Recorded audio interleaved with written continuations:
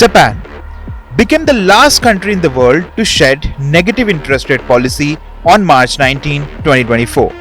With the latest increase in interest rate, Japan has not only hiked the interest rate for the first time in the last 17 years, but also led to the fall of the long-standing guiding philosophy of Kurodanomics, the aim of which was to spur the economy, to pull Japan out of economic stagnation and from protracted phase of deflation and stagnation.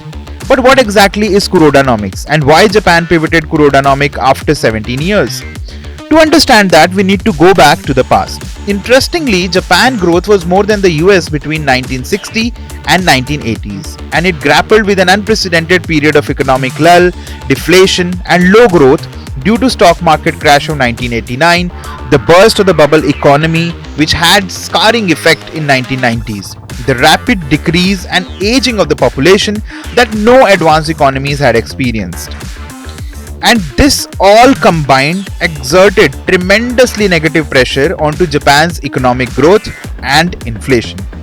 According to Bloomberg, inflation was negative between 1999 to 2005, and it was in 1999 when the zero interest rate policy was first initiated by the Bank of Japan. Since then, short-term policy rates have been extremely low, whether it was zero, near zero or slightly negative. The rates went back to near zero level again after the global financial crisis. The man behind the philosophy of Kurodanomics was the 31st governor of the Bank of Japan, Haruhiko Kuroda, who, after taking over as a governor in March 2013, tried to fix the Japanese economy by embracing quantitative and qualitative easing with a negative interest rate policy.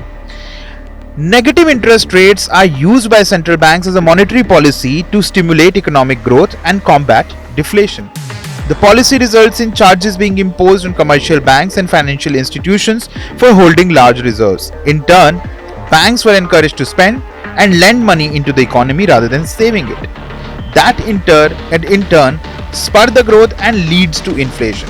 This is how the era of Kurodanomics has come to an end. But why now? The main driver of this fundamental policy change was obviously strong result of the annual springtime wage negotiations known as Shunto, revealed just a few days before the policy meeting. The Apex Bank of Japan dubbed Shunto as one of the primary reasons for shedding the negative interest rate policy in March.